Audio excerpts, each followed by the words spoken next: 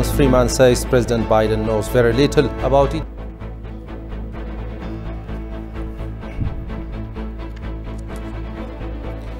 This is ETV News. I am Grum Tariku. Now the news in detail. A political economic analyst, Lawrence Freeman, said the United States Department warning of its citizens to evacuate from Addis Ababa is intentionally designed to spread psychological warfare and weaken Ethiopian government. Lawrence, who is in Addis Ababa today, said the information spread by Western media as if Addis Ababa may be endangered is completely false. Goshu Melissa has more on this. It's been almost a month since the US and Western media outlets propagating Addis Ababa is sieged by rebel forces. In an exclusive interview with ETV, political economic analyst Lawrence Freeman said the US State Department intimidation citizens to evacuate from Addis Ababa is intentionally designed psychological warfare to weaken Ethiopian government. Media propaganda, which I've been watching over more than a year now, and I knew the policies of my own government and the State Department were wrong, and that much of the media hype about a crisis in Addis, a danger of a military intrusion into Addis, a danger of shooting down planes, and then a few weeks ago, the head of the New York State, U.S. State Department, Antony Blinken, comparing Addis to Afghanistan. People have to leave now. There's a danger. Take your flights out of Addis before it's too late. We're not going to take care of you. So this, to me, I knew exactly what it was. It's psychological warfare campaign, and it's designed to weaken the government and weaken the government's resolve to fight. Lawrence witnessed that the information spread by Western media outlets as if Addis Ababa is endangered is completely false, and rather, he says, the city is the best place to stay. The best place for me to be in the world is to stand in Addis and join with the Ethiopians and defend Addis against these attacks. And of course, when I came here, I saw exactly what I expected to see. People at the bars, the hotels were functioning, walking along the sidewalk, the coffee shops were filled, traffic jams in Addis as usual. There's no crisis here, zero. And they know that because you can see it. So therefore, given the fact they know it's not true, they're deliberately providing disinformation for a purpose. And that purpose is to create fear and hysteria around the perception that Addis is going to fall or that people are in danger. The French have done the same thing. They issued an immediate statement to pull out their national. It's all lies, because they know exactly what you and I know right here. Freeman reiterated American fellow citizens should not be deceived by repeated false propaganda of paid media outlets. He explained that most elected officials, including President Biden, knows very little about Ethiopia. Too much of my brothers and sisters in America, my fellow citizens, they don't think anymore. What the media says, they adopt as if it was true. Without thinking. And you cannot underestimate the power of popular opinion. Once opinion comes out and the media reinforces it and other people reinforces it, everybody stops thinking. And they just say, oh, well, this is what this guy said. This is what that guy said. I better say the same thing. So we don't have independent thinking. We don't have independent judgment. Now, on top of that, most Americans, as well as most elected officials, and including my president, Joe Biden, know very little about Africa. And they know even less about Ethiopia. Therefore, if a line is repeated over and over and over again, they assume it's true. And that's the line that's coming out against Ethiopia, and the current line of hysteria against Addis. And people have to start thinking, use their minds. Freeman criticized the U.S. ambassador to Ethiopia, Gita Pasi, who knows the reality in Ethiopia, for not speaking out the truth. The full version of the interview with Lawrence Freeman will come to you right after this news edition. Many Ethiopians who are politically conscious used to believe that the U.S. has been a strategic ally to Ethiopia, despite its inconsistent and contradictory policies towards the East African nation all along.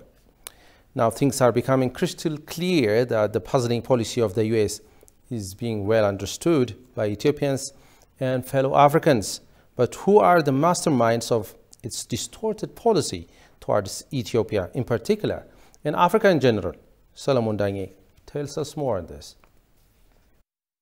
In the last 30 years, a few individuals in the US government have had a tremendous power and influence on African matters in the White House and the State Department. After leaving public office, these individuals seek out employment opportunities that capitalize on the political connections and expertise that they developed while in office. IntelliBridge is a strategic analysis firm in Washington, D.C. that works with African governments. Susan Rice and Gail Smith work to sell IntelliBridge services to African government clients. This creates a conflict of interest when these figures return to power and make decisions affecting the same clients who pay them millions of dollars. The TPLF remains one of their clients in Africa. These individuals helped the TPLF to come to power and lead the country single-handedly. The current Ethiopian situation is a result of US's reluctance to mount enough pressure on the TPLF to establish strong institutions. They helped the TPLF to steal billions of dollars in its 27 years reign. We know that the TPLF looted anything up to an estimated $30 billion from Ethiopia, and it's now using some of these funds to destabilize Ethiopia, to break it up as a geopolitical union, and to seek revenge against those who removed the TPLF Marxists from power. Gail Smith.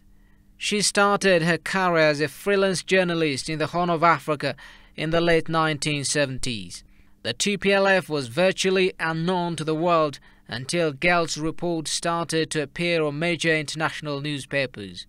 Despite the CIA's designation of the TPLF as a terrorist group, Gail continued to cover up what the group did. With the help of her reporting, the TPLF appears to be the fastest growing new movement. Gail Smith had an affair with a TPLF fighter, Yemane Kidane. I would like to address the situation in Eritrea and in some of the non-government held areas of Ethiopia as well. So when Meles died, I went back and looked at all my photographs to ask myself, where for me did this start and where has it come? The first photograph is of a gorilla when I met him over 30 years ago. She helped them raise millions of dollars to buy weaponry under the guise of humanitarian assistance. Sometimes we were using aid money to buy arms, through secondary means. If you come to the Middle East, you can buy arms if you have the money. So we were using some of the money to buy arms. That was it. You say that you were using aid money to buy arms. Can you just explain how that process worked? You know this organization called REST, Relief Society of Tigray. It was the humanitarian wing of the TPLF, and through REST, aid money was coming to the TPLF. What sums of money are we talking about? I mean, is it hundreds of thousands of dollars, millions of dollars? What are we talking about? Well, we are talking about millions of dollars. Susan Rice. She's an American diplomat deeply tied with the TPLF fighters, including former Prime Minister of Ethiopia, Meles Zenawi. She played an important role to promote the TPLF while she was serving as Assistant Secretary of State in the 1990s. She knew that the TPLF was leading the country with coercion, but remained a loyal advocate of Meles Zenawi, whose party declared a 100% election victory. That was a democratic election. I said 100%. Fire. Having fun up there? The government of Ethiopia that has been democratically elected. The legacy Meles leaves will long endure.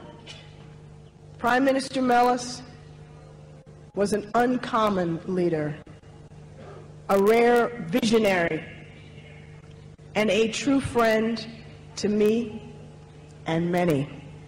Wendy Ruth Sherman, Jeffrey Feltman and Samantha Power are among those who maneuver in the U.S. policy towards Africa. These individuals are present in every visit of U.S. officials to Africa and are always behind every faulty policies against the poor.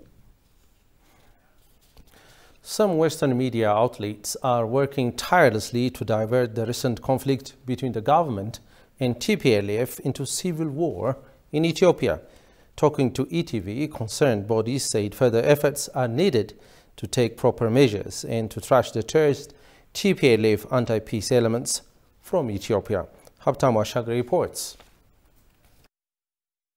After the massive political decision made recently by the reformist government of Ethiopia, the defense forces have gained victories to liberate various areas from the terrorist TPLF. Talking to ETV English, Nabiyu Sul Mikal, who is a member of Prosperity Party, said the Premier has made wiser decisions in order to tackle the existential problem posed against Ethiopia. The Prime Minister that is going to go to the battlefield to lead the war effort by himself is a grand decision.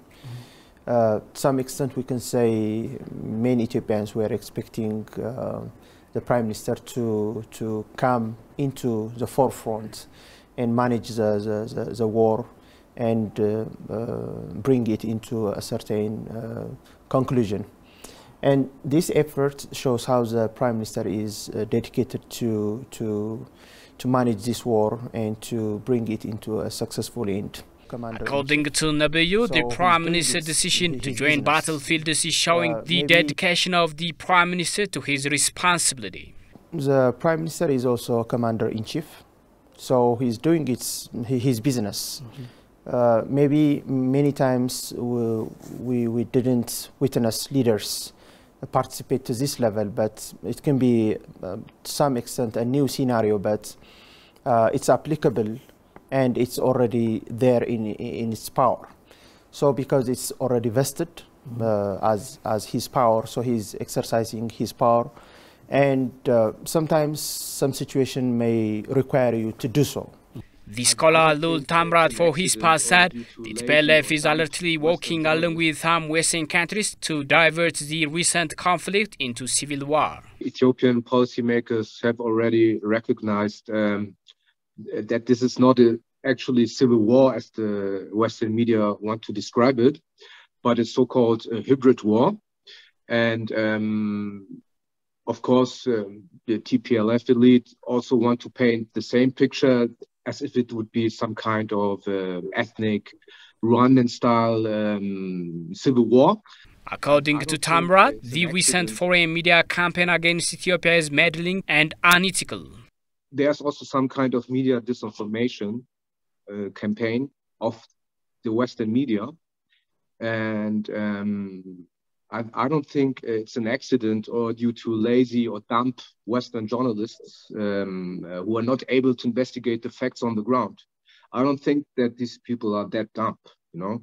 So the Western mainstream media outlets, what I observed, are in some way or another also affiliated. Further efforts are critical to fight anti-peace elements in a bid to keep the nation's sovereignty, Lul remarked. በአንተ አልተጀመረችም በአንተ ማጣፋም ትቀጥላለች ከናንተ ጀግና ህዝብ የተፈጠርን እኛ እስካልን ድረስ በኢትዮጵያ ክብርና ጥቅም ከመጣችሁ አንገቴ ይቀላል እንጂ. News now covers that Ethiopia's army has seized the town of Chifra in Afar region. The state-run broadcaster said on Sunday its major seizure from rebellious Tigrayan forces since Prime Minister Abiy Ahmed appeared on the front lines. Chifra is west of the town of Mille, which Tigrayan forces have been trying to capture for weeks. Chifra lies along the highway linking landlocked Ethiopia to Djibouti, the Horn of Africa's main port. The report also stated that the morale of the army is very exciting, stating it is a reason for the capture of Chifra town.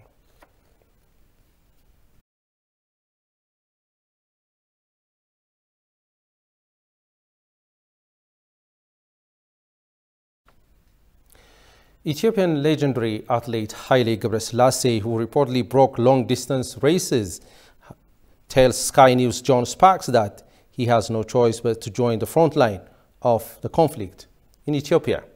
As he appears to fight the Tigrayan People Liberation Front, Gebreselassie, a national hero in Ethiopia, says he feels betrayed by foreign government who have told their citizens to leave the country. Kasaun Chani has more on this. Haile Gebreselassie is Ethiopia's legendary long-distance athlete, won 2 Olympic gold medals over 10,000 meters and 4 world championship titles in the event, won the Berlin Marathon 4 times consequently, and also had 3 straight wins at the Dubai Marathon.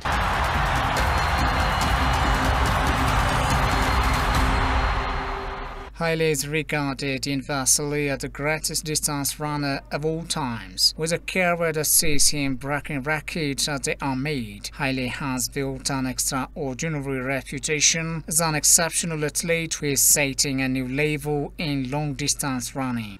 We are brothers. We are sisters. I don't have any problem with anybody. But I have a problem if someone wanted to put down my Ethiopia, my country. If she or he want to put down my country, Ethiopia, I'm against them. I'm sorry. You're saying that the TPLF are doing that? If they want to keep, just if they want to put Ethiopia down, no question. Haile is a double Olympic gold medalist turned successfully entrepreneur, but the war now dominates his thinking. I feel really very sad. We Ethiopians have a relationship, with the whole world, with Americans over 100 years, Germany over 100 years, France over 100 years, many countries over 100 years. And now Ethiopia has a problem.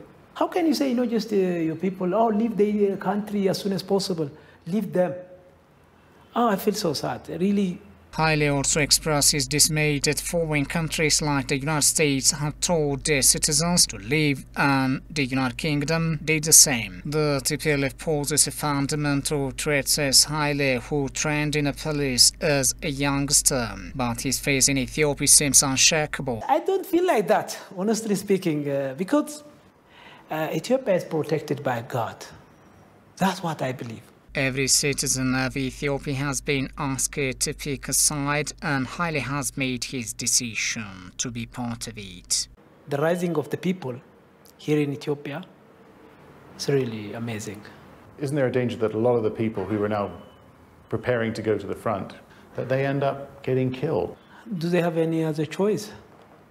If there is no Ethiopia, what is the next step? Would you go to the front? Would you fight? Well, I told you. Do you have any other choice? Tell me. But if that meant picking up a weapon, a gun? Well, I'm a major, by the way. I'm a major in police. That's why don't be surprised if I hold the weapon, because I already have a weapon. You are watching ETV News. Ethiopians and other fellow Africans residing in different parts of the world have continued to show their solidarity through voicing Ethiopia's #NoMore campaign to denounce U.S. interventions and misinformation against Ethiopia. Ethiopians in Washington, D.C. strongly condemn the Western countries, particularly the U.S., undue pressure on Ethiopia, and urge the international media to stop spreading disinformation about the conflict in the country. Meanwhile, Ethiopians and Eritreans also staged in front of headquarters of the CNN and requested it to stop spreading false information against Ethiopia. Similarly, Ethiopians and other fellow Africans living in Pretoria, South Africa, also denounced the U.S. interference on Ethiopia's internal matters. Take a look. The people united will never be defeated. Ethiopia! The people united will never be defeated. Ethiopia! We are here today in front of CNN headquarters because CNN needs to stop fabricating a false news, fake news about our country, Ethiopia. Stop lying about Ethiopia. የሴቶች ድምፅ ብቻ ነው የምሰማው። Stop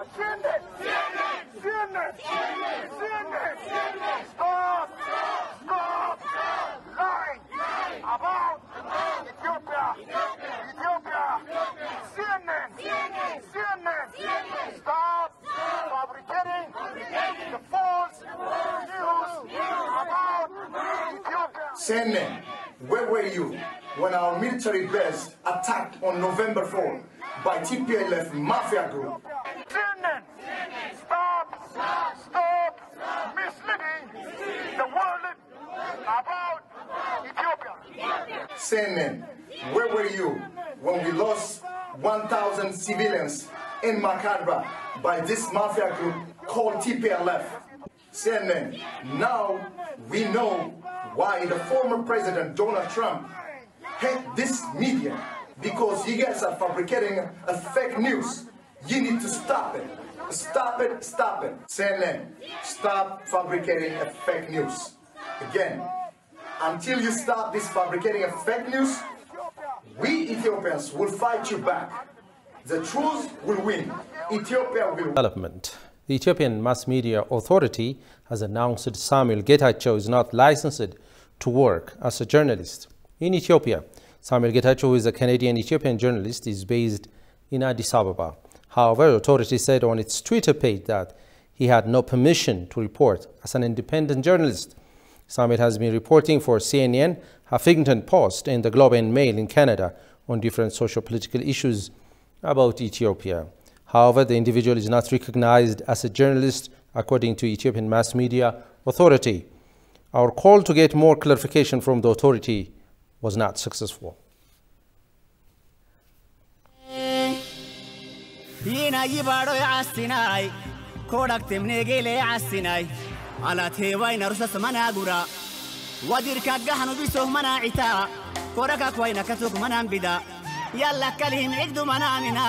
نني مرالي حبن منان بدا أكهبنا نلينو مناجما ينا يبادو يعسنا مدغنا ماي ندغنا مدينا إنندي دالهنا ملايلا بيسهنا كعنا كابعهنا أموكبنا عوينا عدوانا المحبنا جرين بارو جرينو ظلم بودو ظلنو حدد بات محبنا علي الدريت محبنا عدونا موكلنو فلاي مايسور بسنو. And finally, the past 2 decades has shown the Forum on China-Africa Cooperation, FOCAC, mechanism effective and robust platform in promoting China-Africa cooperation. This is done by supporting critical infrastructure development to cause greater connectivity, boosting trade activities, stimulating foreign direct investment, and creating an enabling environment to unleash entrepreneurship and new local employment opportunities. The two sides recall that the successful completion of the Ethio-Djibouti railway project is one of the early successes of FOCAC in creating conducive environment for regional integration in Africa and completing the African Continental Free Trade Area. Ethiopia and China have forged important and unwavering friendship and supported each other in this changing world, including in the face of COVID-19 pandemic.